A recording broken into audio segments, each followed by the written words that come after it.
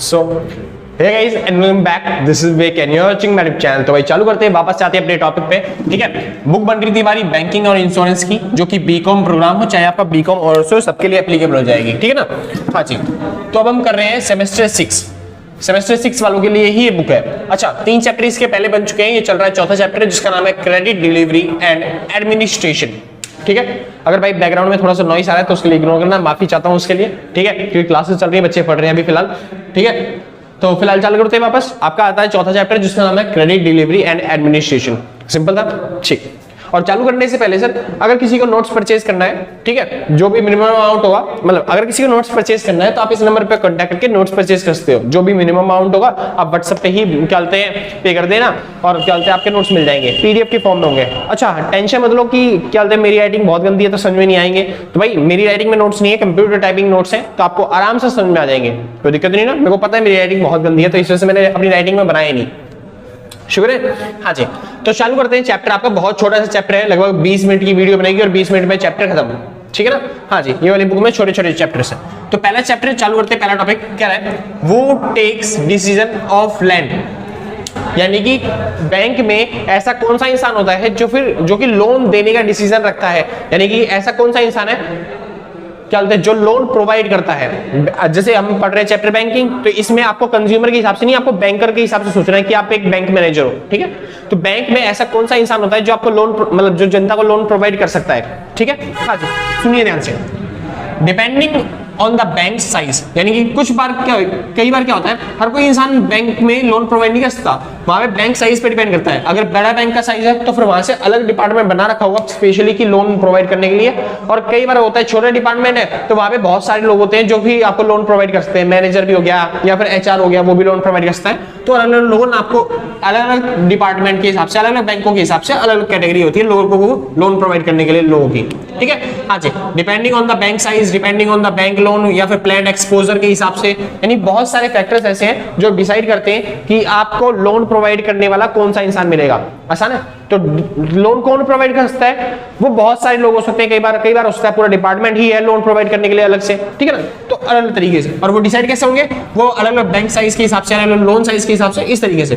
तो भैया लोन कौन प्रोवाइड करेगा, वो इंसान जिसके पास फाइनल डिसीजन है अथॉरिटी का, मतलब सॉरी कह रहा हूं, बैंक में वो फाइनल इंसान जो किसके पास अथॉरिटी है कि वो लोन प्रोवाइड कर सकता है, वो आपको लोन प्रोवाइड करेगा। मतलब बैंक वाले जो होते हैं वो एक इंसान को डिसाइड कर देते हैं कि इसके पास फाइनल अथॉरिटी है कि ये लोन प्रोवाइड करता है। प्रोवाइड करने वाले तो बहुत सारे होंगे उसमें, लेकिन वो एंड में फाइनल अथॉरिटी के पास जाएंगे और उनसे बोलेंगे सर आप साइन कर दो इस पे। क्योंकि बैंक का तो मेन काम क्या होता है, बैंक जो है हमारे डिपॉजिट्स लेता है, हम अपने पैसे कहां पे जमा करते हैं, बैंक में, और बैंक हमारे डिपॉजिट लेके वो आगे लोन दे देता है, और लोन से ही तो वो इंटरेस्ट के रूप में कमाता है। यानी मेन बैंक का काम क्या है, लोगों को लोन प्रोवाइड करना जिससे वो कमा पाए, है ना।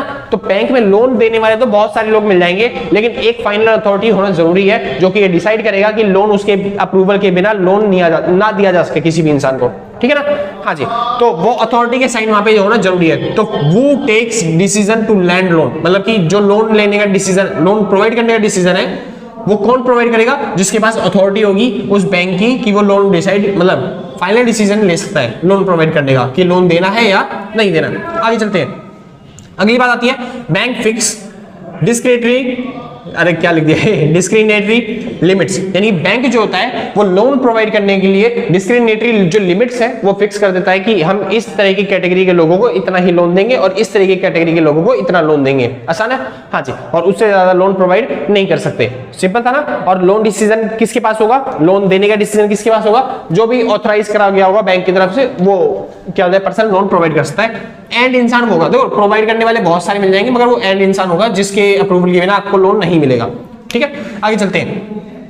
हाँ जी, bank fix discretionary limits monetary ceiling for credit officer. यानी कि ये जो ऑथराइज पर्सन होगा जो लोन प्रोवाइड करेगा आपको, हाँ जी, ये जो ऑथराइज पर्सन है वो जो लोन प्रोवाइड करेगा उसी का नाम है क्रेडिट ऑफिसर। यानी वो ऑफिसर कौन सा है, वो क्रेडिट ऑफिसर है जो कि गवर्नमेंट ने ऑथराइज, सॉरी बैंक वालों ने ऑथराइज कर रखा है। और उसके लिए कुछ लिमिट्स तय कर रखी होंगी बैंक ने कि इससे ज्यादा वो इस कैटेगरी के लोगों को लोन नहीं प्रोवाइड कर सकता। और डिस्क्रिशनरी लिमिट्स को मॉनेटरी सीलिंग के नाम से भी बोलते हैं। ठीक है भाई, जानते हैं। आगे चलते हैं। टॉपिक खत्म हो गया। मतलब कि लोन कौन देगा, बस हमने ये सीख लिया। लोन तो बहुत सारे लोग दे सकते हैं, लेकिन लोन लेने के लिए फाइनल अप्रूवल की जरूरत पड़ेगी। बैंक से, किसी भी बैंक से लोन लेना हो तो आप फाइनल अप्रूवल की जरूरत पड़ेगी, और वो फाइनल अप्रूवल कौन देगा, केवल एक इंसान होगा जिसके पास अथॉरिटी होगी कि वो आपको लोन प्रोवाइड कर सकता है। सिंपल था, हाँ जी। और उसको हम क्या बोलेंगे, क्रेडिट ऑफिसर के नाम से भी जानते हैं। और वो भी अनलिमिटेड लोन नहीं दे सकता, उसके पास भी कुछ लिमिट होती है कि इस कैटेगरी के लोगों को इतना लोन देना चाहिए। ठीक है, आगे चलते हैं। बात आती है दूसरा पॉइंट, बस आपको 4 पॉइंट करने हैं और खत्म आपका चैप्टर। लोन एग्रीमेंट कंटेंट, यानी कि जो आप लोन एग्रीमेंट बनवाओगे, क्योंकि भाई लोन अगर लेने जा रहे हो तो डॉक्यूमेंट की जरूरत है, ठीक है। तो जो आप लोन एग्रीमेंट बनवाओगे या फिर जिस पे साइन करोगे आप कि मैंने लोन लिया है और सामने वाले ने लोन दिया है और हम इतने रेट पे इंटरेस्ट देंगे, उस डॉक्यूमेंट के अंदर क्या क्या डिटेल्स होंगी वो बताइए।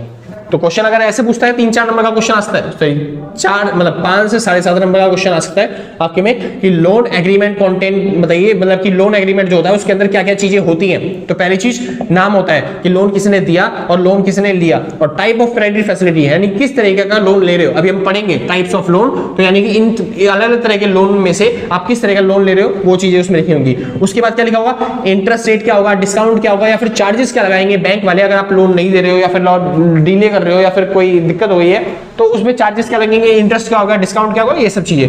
ठीक है, रीपेमेंट टर्म्स, यानी कि आपको रीपेमेंट कब कब करनी है, किस तरीके से करनी है, कितना अमाउंट की रीपेमेंट करनी है। ठीक है, हाँ जी, कितना इंटरेस्ट एक ही बार में दोगे सारा या फिर किस्तों में दोगे।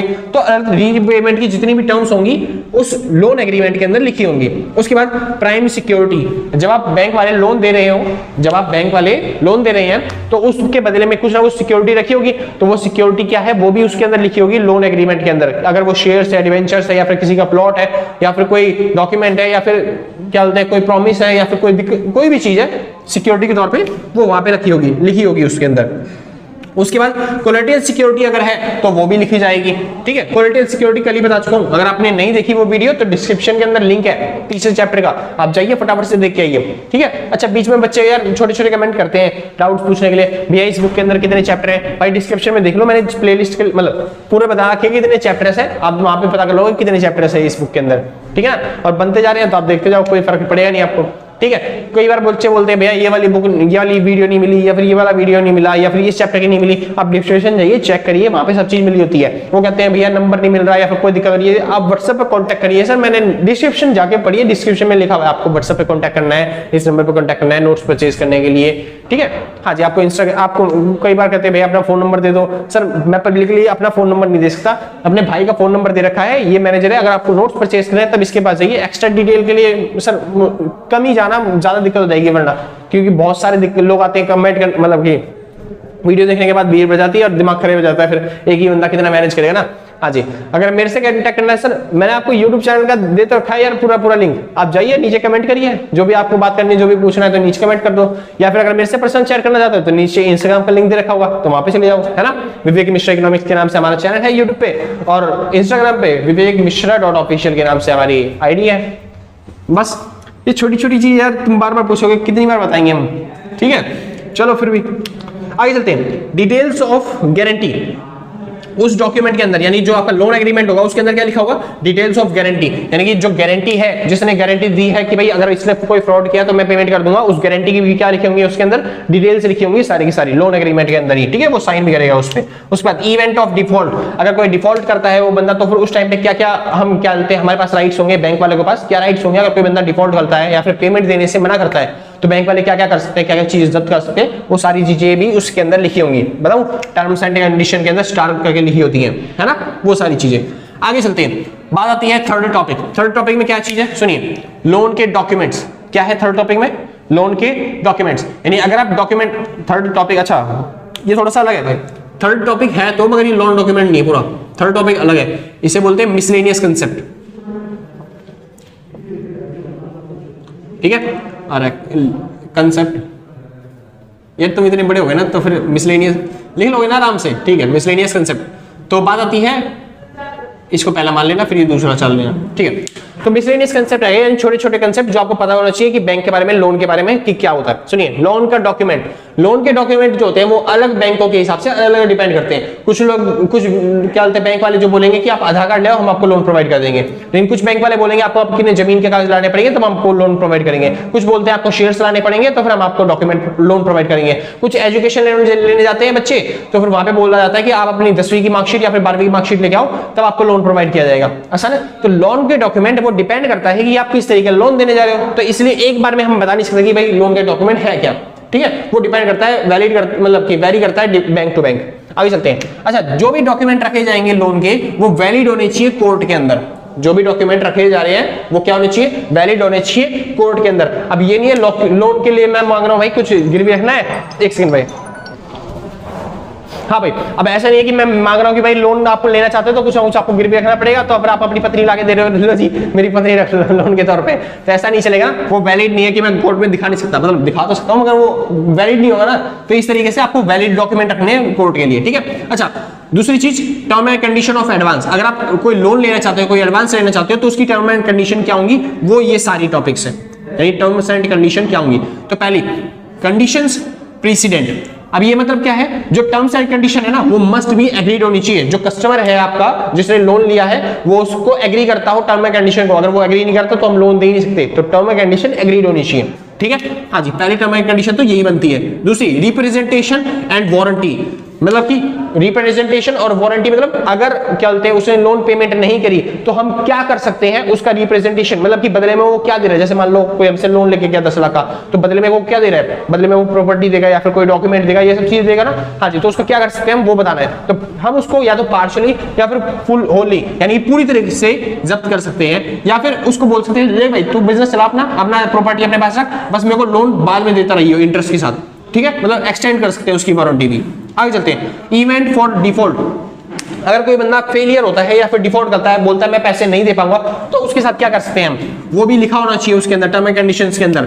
When failure of repayment of principal when due, यानी कि लिखा होना चाहिए टर्म एंड कंडीशन के अंदर कि अगर वो इंटरेस्ट पेमेंट नहीं कर पाता या फिर वो अपनी इंस्टॉलमेंट पेमेंट नहीं कर पाता, प्रिंसिपल अमाउंट नहीं दे पाता, तो उसके साथ साथ क्या किया जाएगा, वो सारी टर्म एंड कंडीशंस के अंदर लिखी होती है बातें। ठीक है। अपडेटिंग द क्रेडिट फाइल, यानी कि अगर कोई बंदा चाहता है कि अपनी क्रेडिट फाइल को अपडेट करे, जैसे मान लो कोई बंदा है जो इंटरेस्ट नहीं दे पा रहा या फिर इंस्टॉलमेंट नहीं दे पा रहा, तो और वो चाहता है कि मैं अगले महीने डबल दे दूंगा।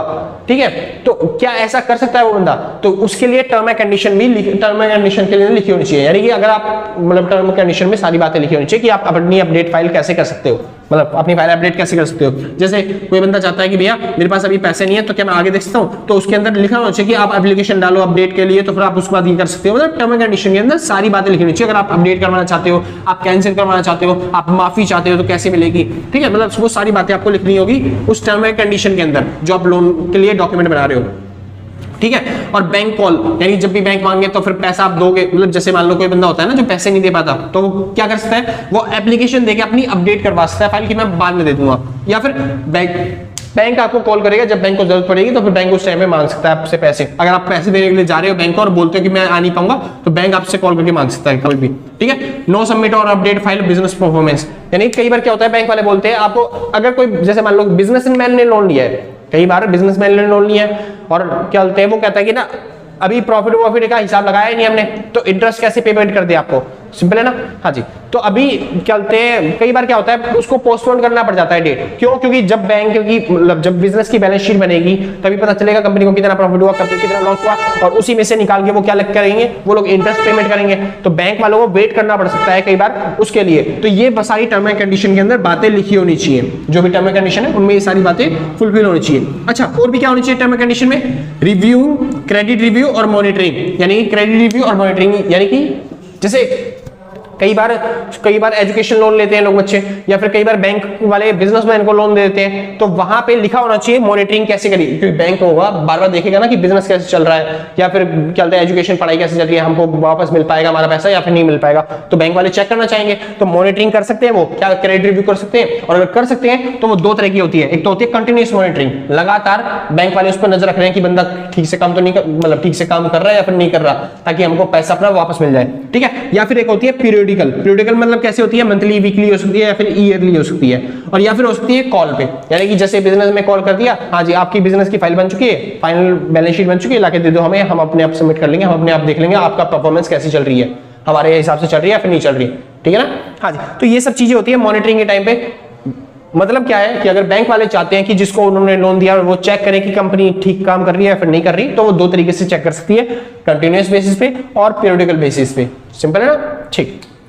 लास्ट आता है टाइप्स ऑफ लोन। अगर आप लोन प्रोवाइड करना चाहते हो, आप एक बैंक वाले हो, ठीक है, अगर आप लोन प्रोवाइड करना चाहते हो तो आपके पास जो जनता आएगी वो कितने तरह के लोन ले सकती है, या फिर जनता के पॉइंट ऑफ व्यू से अगर आप बैंक से लोन लेना चाहते हो तो फिर आप कितने तरह के बैंक से लोन ले सकते हो, वो बात है। तो पहली चीज, आप लोन ले सकते हो लोन फॉर वर्किंग कैपिटल, यानी कि बिजनेस के अंदर वर्किंग कैपिटल, दो तरह की कैपिटल होती है। एक तो बिजनेस को चलाने के लिए बड़ी कैपिटल चाहिए होती है जिसे बोलते हैं कैपिटल एक्सपेंडिचर, ठीक है ना।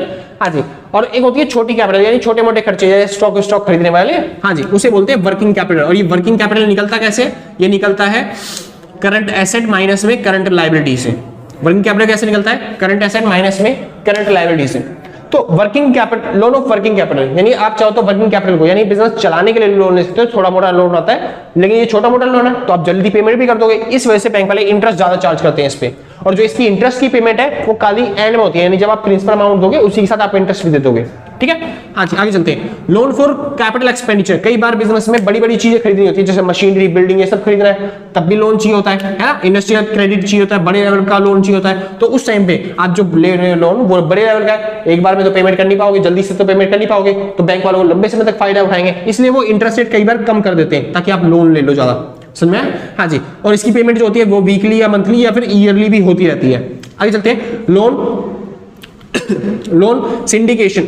लोन सिंडिकेशन क्या है, कई बार बैंक वाले ना किसी प्रोजेक्ट को भी देख के वो लोन दे सकते हैं। जैसे अगर आप कोई आइडिया बताते हो, बिजनेसमैन, जैसे आप एक बिजनेसमैन हो और बताते हो मेरे पास एक आइडिया है, मैं इस तरीके से अपना बिजनेस चलाना चाहता हूं, तो आपके फाइनेंस कर सकते हैं आपके प्रोजेक्ट को, जो भी आपका प्रोजेक्ट होगा उसको देख के वो लोग लोन प्रोवाइड कर सकते हैं अगर उनको अच्छा लगा तो, ठीक है।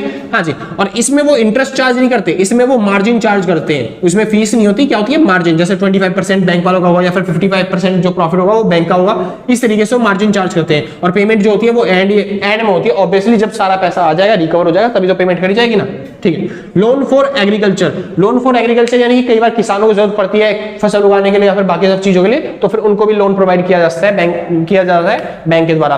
हाँ, इस पे इंटरेस्ट रेट बहुत कम होता है, कई बार गवर्नमेंट माफ भी कर देती है अगर कोई बंदा डिफॉल्ट करता है, तो अलग से बैंक भी बना रखे होते हैं, डिपार्टमेंट भी बना रखे होते हैं एग्रीकल्चर के लोन प्रोवाइड करने के लिए, ठीक है ना। और यहाँ पे बेसिकली 3 तरह के लोन होते हैं, एक मिड टर्म, एक शॉर्ट टर्म,